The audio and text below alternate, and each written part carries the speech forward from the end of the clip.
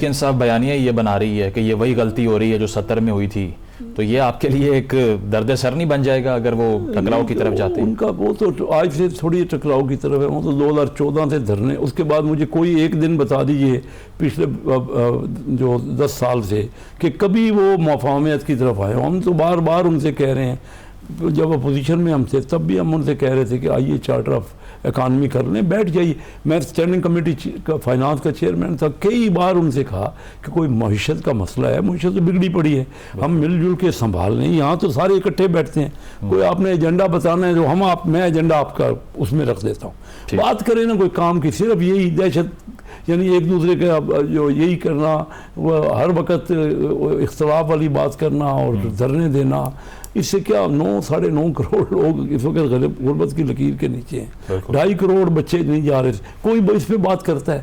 میں تو حیران ہوں کہ وہ چاہتے کیا ہیں. کے پی کے ان کے پاس ہے نا جی، کے پی کے، اور تیسری بار وہ حکومت کر رہے ہیں، تو وہاں پہ وہ لا اینڈ آرڈر بہتر کر لیں، وہاں پہ پولیو ختم کر لیں، وہاں پہ ایجوکیشن بچوں کو اسکول بھیج دیں. بہت اچھے ہیں، میں ان کا کوئی ایسے نہیں کہتا ان کے نیگیٹو، لیکن رزلٹ دے دیں نا. ان کے تو جو صوبے کی جو حالت ہے معاشی، وہ بھی ان کے سامنے ہے. تو میں یہ کہتا ہوں ہر اسی طرح ہمیں بھی چاہیے، ہم بھی اپنے صوبوں میں جو ہمارے پاس حکومتیں ہیں فیڈرل کی یا صوبائی حکومتیں ہیں، تو ہم بھی اپنا جو اچھا رزلٹ دے گا اسی کو لوگ اپریشیٹ کریں گے. اب الیکشن کا دور تو ختم ہو گیا، اب تو ہم نے ملک کو بنانے کی بات کریں. میں سمجھتا ہوں ہر جگہ، چاہے وہ آپ کے میڈیا میں ہو، سوشل میڈیا میں، ہم ٹسل کی بجائے ملک اس وقت ہماری ضرورت ہے. ہم بہت مشکل میں ہیں، میں اندر سمجھتا ہوں، یا میں کیونکہ معیشت کی کوئی معاملات کو سمجھتا ہوں، تو ہماری جو حالات ہیں ہمیں تو اس کے بنانے ہم کوشش کر رہے ہیں کہ باہر سے ڈائریکٹ فارن انویسٹمنٹ آئے. میری منسٹری میں بہت خوشی کی بات ہے کہ مرکز لائن جو کہ یورپ کی پہلے تو آ رہی تھی نا، یعنی سعودیہ سے یا چائنا سے یا دبئی سے، وہ ہماری طرف للچائی نظروں سے دیکھ رہے ہیں. وہ آ کے کہہ رہے ہیں، انہوں نے کیٹیگوریکلی کہا ہے کہ ہم جلد سے جلد آپ کے ہاں بڑے جہاز لائیں گے اور آپ کے یہاں سے فیڈر ویسل یہاں پہ گلف میں لے جائیں گے، ہم آپ کے یہاں انویسٹمنٹ کریں گے. اور کل میں آپ کو بتاؤں ایک خوشی کی خبر ہے، تھوڑی سی اچھی بالکل کر لیں. ہم تو انتظار کرتے ہیں اچھی خبر. دنیا کا سب سے بڑا جہاز، دنیا کا 18,000 کنٹینر کی کیپیسٹی والا جہاز کل ہماری کے پی ٹی میں لگ رہا ہے. اور میں نے سب کو انوائٹ کیا، آپ کو بھی انوائٹ کر رہا ہوں، آپ آئیں کل شام 7 بجے کراچی میں فنکشن کریں. 18,000 ہمارے طرف دیکھ رہی ہیں یہ کمپنیاں، کیونکہ کماڑی میں وہ اس وقت ارد گرد کی جو پورٹ سے مصروف ہو گئی ہیں. جو فریٹ ہے بہت بڑھ گیا ہے، مال مل نہیں رہے، کوئی بھی ایکسپورٹ نہیں کر پا رہا. ہماری پورٹس اویلیبل ہیں، ہم تو لوگوں کو انوائٹ کر رہے ہیں کہ آئیے. اور مکس لائن میں سمجھتا ہوں انہوں نے کیٹیگوریکلی کہا ہے، انہوں نے کہا ہے کہ ہم آپ کی حکومت کو دیکھ کے، مجھے بھی انہوں نے کہا ہے کہ ہم آپ کو دیکھ کے، ہم نے آپ کی پوری بیک گراؤنڈ دیکھا ہے، آپ لوگوں کو دیکھ کے ہم یہاں انویسٹمنٹ کرنا چاہتے ہیں. وہاں پاکستانی ہیں کافی، ناروے میں نا، ڈنمارک میں، ہمارے ڈنمارک میں رہتے ہیں پاکستانی کافی، تو انہوں نے بھی موٹیویٹ کیا. تو سب مل کے اس وقت تو ہمیں اپنے ملک کو آگے بڑھانا کنسنسس ہونا چاہیے کیسے صاحب. لیکن دیکھیں نا، ہسٹوریکلی پاکستان میں انفارچونیٹلی یہ چیز پرسسٹنٹ رہی ہے کہ جب بھی معاشی بدحالی سے نکلنے لگتے ہیں تو جو سیاسی بدحالی ہے وہ حاوی ہو جاتی ہے.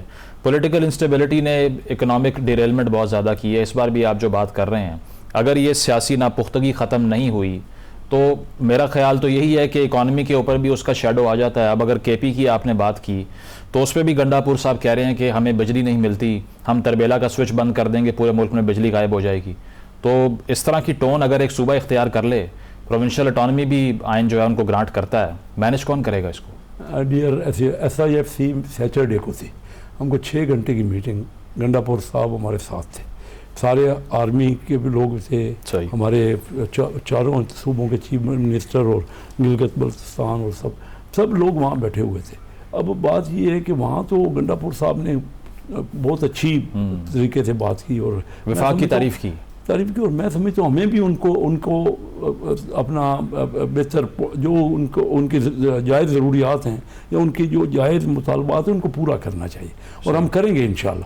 سارا ملک ایک ہی ہے. دیکھیے الگ الگ صوبے ضرور ہیں، وہ بھی ترقی چاہتے ہیں، وہ بھی ایک ملک کی بڑی پارٹی ہیں، ان کو بھی ہمیں عزت اور احترام دینا چاہیے، اور ہم تیار ہیں اس کو. ہم تو کہتے ہیں کہ دیکھیں غلطیاں ہوئی ہوں گی، لیکن کہیں نہ کہیں اس کا سارٹ آؤٹ کرنا ہے نا، کہیں بیٹھنا ہے ہم نے. ملک تو ہمارا سب انڈیا دیکھیے نا، ہم تو 6 گنا ملک ہے. میں 1990 تک جانتا ہوں. ڈاکٹر محبوب الحق صاحب مرحوم میرے بڑے گہرے دوست تھے, اور منموہن سنگھ وہاں فائنانس منسٹر تھے. یہ آپس میں ایک ہی جگہ سے پڑھے تھے دونوں, اور میرے سامنے منموہن سنگھ ٹیلی فون کرتے تھے کہ پاکستان آگے بڑھ رہا ہے. لیکن ایک سمپل بات میں آپ کو کرنا چاہ رہا ہوں, جب پاکستان اور انڈیا ڈیوائیڈ ہوا تو جو کلچرڈ علاقے تھے نا, جہاں ایجوکیشن زیادہ تھی, جہاں پہ انڈسٹری لگی ہوئی تھی, تو انڈیا کے حصے میں آئے, ہمارے حصے میں تو نہیں تھے. لیکن پہلے 43 ایئرز اپ ٹو 1990 ہم ان سے آگے بڑھ رہے تھے. بالکل یہ تو ہم کر چکے ہیں. دنیا ہماری طرف دیکھ رہی تھی. کوریا ہمیں کہہ رہا تھا, میں چائنا جاتا تو چائنا والوں کو انٹریکشن کچھ ہم سکھاتے تھے ان کو, وہ ہمیں سکھاتے تھے بزنس میں ان سے بزنس کرتا رہا ہوں. اور پہلے 43 ایئرز جب ہم آگے تھے تو اب کیا ہو گیا, اس وقت انڈیا کی اکانومی 4 گنا تھی 1990 میں. آج انڈیا کی اکانومی 14 ٹائمز ہے. ہماری اگر 380 ارب ڈالر ہے نا, تو ان کی اکانومی اس وقت 4000 ارب ڈالر سے اوپر ہو گئی ہے, 4500 ڈالر.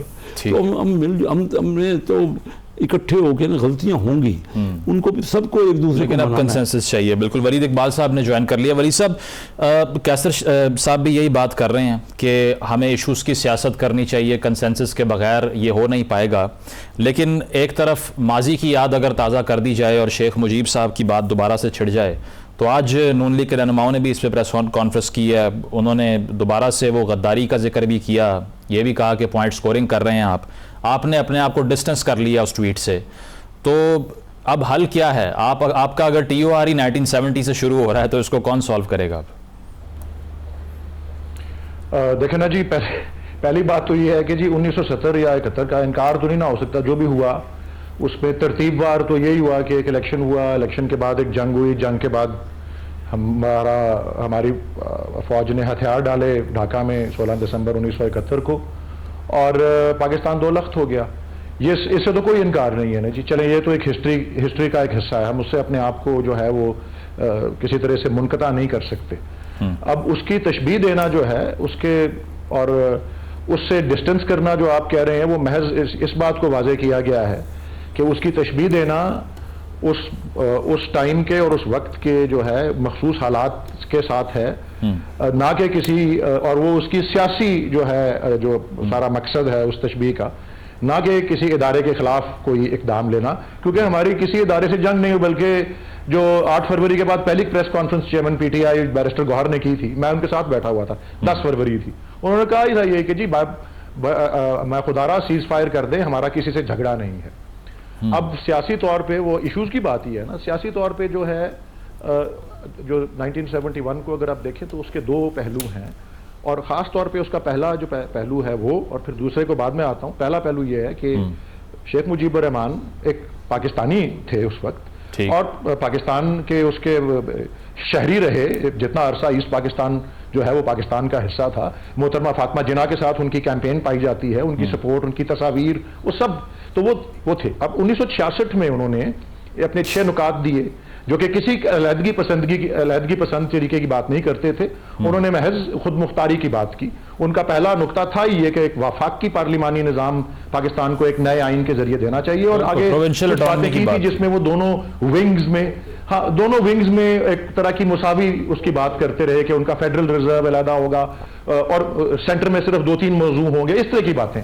تو علیحدگی پسند کوئی بات نہیں تھی. اچھا, اس کی وجہ سے وہ بہت بے پناہ مقبول ہوئے, اور خاص طور پہ اپنے ونگ میں وہ بہت زیادہ مقبول ہوئے, اور وہ کسی قسم کی علیحدگی پسندگی کی بات نہیں کر رہے تھے.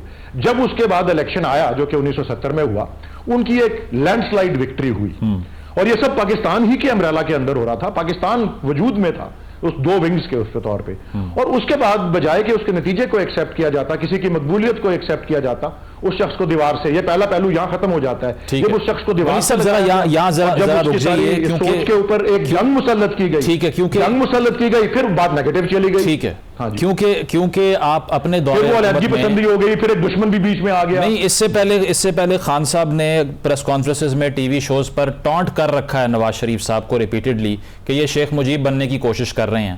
تو تب یہ کانوٹیشن نیگیٹو تھی, اب یہ ساری پازیٹیو ہو گئی ہے, یہ سمجھ نہیں آ رہا. نہیں جی, میں اسی لیے میں نے آپ کو یہ ایکسپلین کیا بیک گراؤنڈ کہ اس کے 2 حصے ہیں. پہلا حصہ جو ہے اس کا تعلق جمہوریت سے, اس کا تعلق مینڈیٹ سے, اس کا تعلق پاپولیرٹی سے, اور اس کو تسلیم کرنے سے ہے. وہاں تک ان کی سٹوری بالکل پازیٹیو ہے, اور کوئی علیحدگی پسندگی کی بات نہیں تھی اس میں.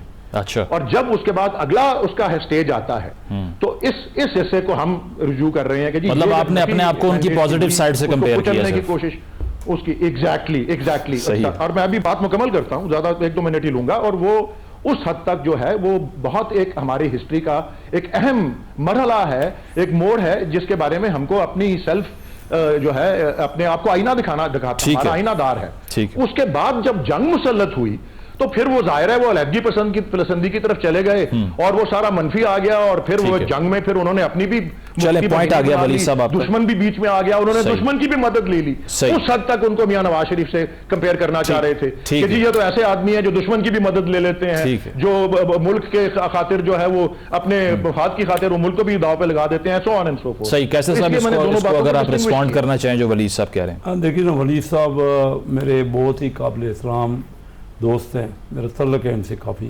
ان کی فیملی کا تو دیکھیں نا پاکستان بنانے میں لائم لائٹ میں ہے، ان کی فیملی نہیں، علامہ اقبال صاحب نے ہمیں دیا یہ آئیڈیا پاکستان کا۔ یہ جو بات ہے نا، میں تھوڑا سا اس کو دوسرے رنگ سے لوں گا۔ جو ایسٹ پاکستان کا ڈیبیکل ہوا نا، اس میں کیا ہوا کہ 2 سیاسی پارٹیاں آپس میں بیٹھی نہیں۔ آج بھی وہی، آج ہمیں چاہیے کہ اس سے سبق سیکھیں۔ آج جو 2 سیاسی پارٹیاں ہیں نا، دیکھیں ہم کسی اور پہ نہ چھوڑیں۔ مشکل کیا ہوا، اگر سیاسی لوگ بیٹھ جاتے تو کبھی بھی واقعہ نہ ہوتا۔ ہم ایک دوسرے کے اوپر چھوڑ رہے ہیں کہ وہ کہتے ہیں انہوں نے کیا، ہم نے کیا۔ 2 ہی زیادہ بڑی پارٹیاں تھیں نا، یعنی عوامی لیگ تھی اور پیپل پارٹی تھی۔ آج بھی 2 سیاسی پارٹیاں بڑی پارٹیاں ہیں پاکستان میں، 3 پارٹیاں ہیں، ان میں ان کی پارٹی بھی ہے، ہماری پارٹی بھی ہے۔ سر لیکن اس کا جواب سن لیں، سوری ٹو کٹ یو۔ آج بھی ہمیں میری ان سے گزارش یہ ہوگی کہ مل کے بیٹھیے، جو غلطیاں ہیں اس کو ریپیٹ نہ کریں، آئیے بیٹھیے، حل نکالیے۔ اس کا عارف علوی صاحب نے یہ جواب دیا ہے کہ جس کے پاس طاقت ہے اسی سے بات ہو سکتی ہے، آپ کے پاس طاقت ہے ہی نہیں، کیا بات؟ پھر وہی بات تو دیکھیں نا، اس وقت بھی وہ طاقت والے ہی کرتے رہے نا۔ یہ جو بات آپ تو یہ تو خود اپنی بات کو نیگیٹ کر رہے ہیں۔ ایسٹ پاکستان کا جو ڈیبیکل ہوا اس میں طاقت والے ہی کرتے رہے، سیاسی پارٹیاں بیٹھی نہیں۔ سیاست کا دانوں کا کام ہے، آج بھی مل کے بیٹھ جائیں، خدا نہ خواستہ کوئی اور تکلیف نہ ہو جائے ہمیں۔ میں ان سے گزارش کروں گا، میرے بالکل بڑے قریبی تعلق ہے ان سے، اور میں ان کا بڑا، یہ میرے سے زیادہ لرنڈ ہے، لا نوئنگ شخصیت ہے، لیکن اس وقت بھی ہمارا ملک جو ہے نا، غلطیاں ہوئی ہوں گی، بیٹھے ہم اپنے آپ کو ریزالو کریں چیزوں کو۔